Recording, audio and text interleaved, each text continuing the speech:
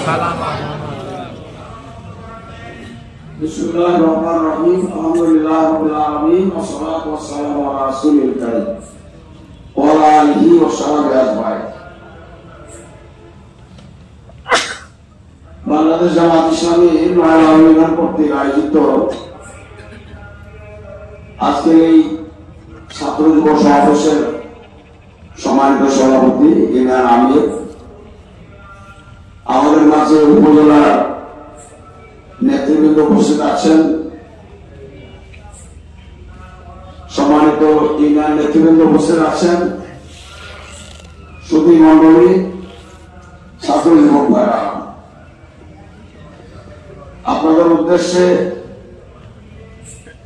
আগামী জাতীয় নির্বাচনের প্রেক্ষিতে আমাদের দার্শনিক ভাইরা কি করণীয়, আমাদের কি দায়িত্ব, এই বিষয়ে কথা বলা হয়েছে।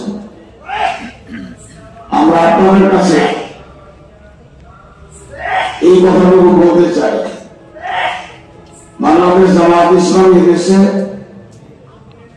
আল্লাহর আইন দিয়ে, আল্লাহ তাআলার হেদায়েতের বিধান দিয়ে, কোরআন সুন্নাহ দিয়ে দেশ পরিচালিত করতে চাই। আল্লাহর আইনের জন্য প্রয়োজন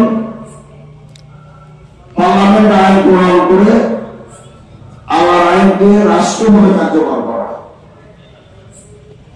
আল্লাহ তাআলার কালামের মধ্যে যে সমস্ত নির্দেশনা আছে, নামাজের নির্দেশনা, রোজা, হজ, যাকাত ইত্যাদি, সুদ, ঘুষ, মদ, জুয়া, চুরি, ডাকাতি, ছিনতাই, এগুলো নিষেধ করে যে নির্দেশনা আছে, সবগুলো হচ্ছে আল্লাহ তাআলার আইন। এটা ততক্ষণ পর্যন্ত কার্যকর হবে না যতক্ষণ পর্যন্ত রাষ্ট্রভাবে এর আইনের মর্যাদা না দেওয়া হবে। এই জন্য পার্লামেন্টে এই সকল বিষয়ে আইন উত্থাপন করে, আইনের বিল পাস করে বাংলাদেশের রাষ্ট্র আইনে সকল হারাম কাজগুলো বন্ধ করার জন্য সিদ্ধান্ত হতে হবে। পার্লামেন্টের নামাজুল হজ, যাকাতের আল্লাহ যে আইন, এগুলো বাস্তবায়ন করার জন্য, কার্যকর করার জন্য এটা একটা আইন হতে হবে। আল্লাহর আইন কিতাব আছে, আর আমরা তার মানি বলে কিছু মানুষ নামাজ পড়ি। অধিকাংশ মানুষ, যুবক ছাত্র নামাজ পড়ে না। তার মানে কি তাদের জন্য এটা না পড়া চলবে? এটা তাদের জন্য ফরজ, আমাদের জন্য ফরজ। কি বলেন? রোজা সকলের জন্য ফরজ, যাকাত